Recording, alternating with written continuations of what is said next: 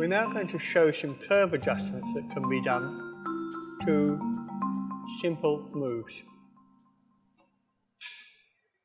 This move that we have loaded looks like this.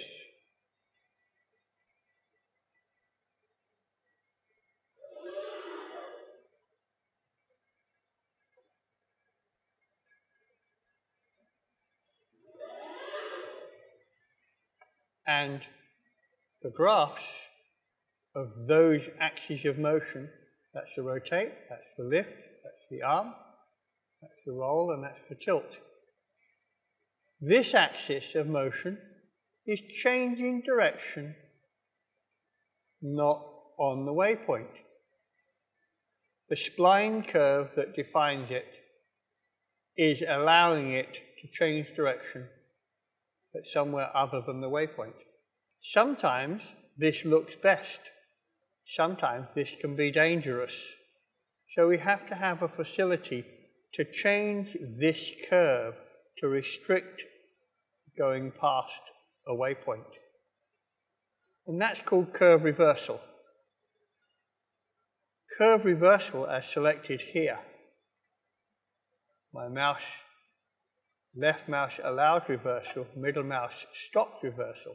If I go to this graph and press middle mouse, it changes the curve. Now the change in direction of the lift is being forced to occur on the waypoint.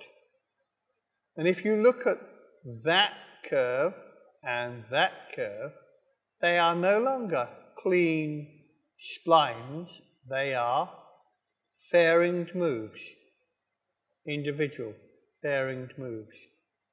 Wherever there's a situation where curve reversal will change the shape of the move or force the reversal to occur, it changes it to a move that's where the spline changes direction off the waypoint or on the waypoint. Thus you have two entirely different moves using the same waypoints.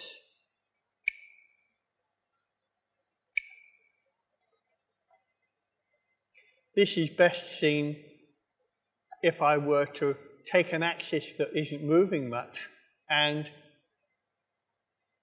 I'm going to insert another line here. Here I've inserted a line between 40 and 100, and because I didn't go to that position first, it divided the numbers and went to the middle. Here I'm just going to take my tilt and I'm going to put in another number. I'm going to put in minus 125. I've typed in minus 125 in order to force the tilt to change direction twice. If I now calculate that move and look at my graphs, I have a tilt that changes direction twice. If I use curve reversal on that, it changes the move substantially in between. When I am editing moves that are simple moves like this, I can add waypoints individually to these. I'm less likely to just type in a number than actually look through my camera. So it would make more sense to go to frame 70.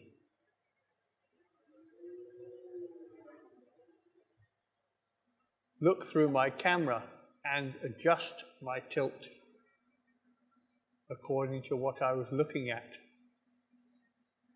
because I am creating art, and then store that position.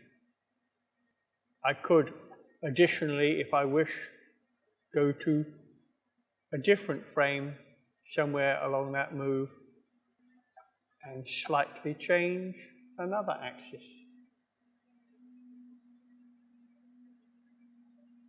Or two. And then if I went insert line, I could store that point and that point.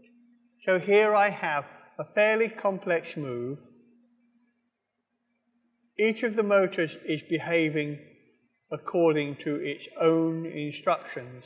It isn't yet a move that relies on looking at anything particular. It's just a set of motors moving the camera individually. If I were to run that move,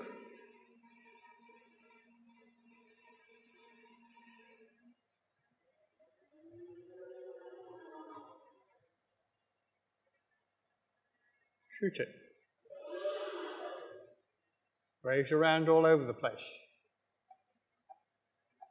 Coming back.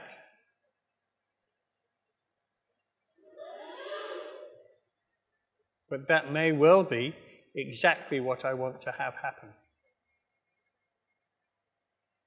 It's more likely that when I have made a move like this, that I went to then focus on something.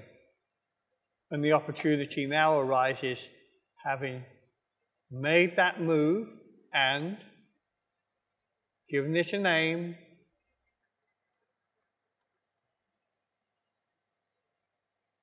I could now, if I wished, decide, let's focus on something, and move my focus axis.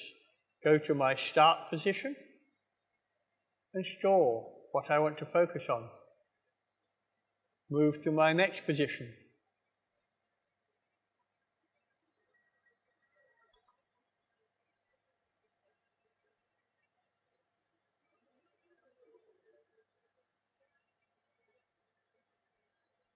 Full focus there.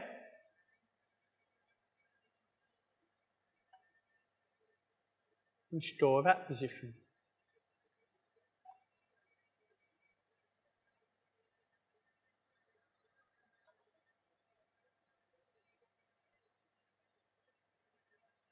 Go to the next position.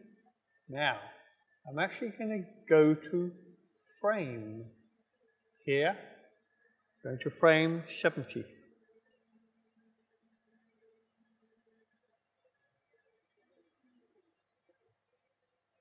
Because other axes were not moving when I did the go to, it didn't move to that position. It moved to that position with that changed. But if I go to frame, it moves to there, that whole line. So now I'm going to pull focus a little. And that one's the same. And if I now go to frame 100,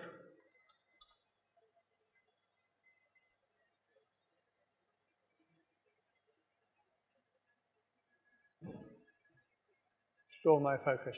I now have a focus pull which will focus on that what I want to focus on rather than not being in focus throughout the move.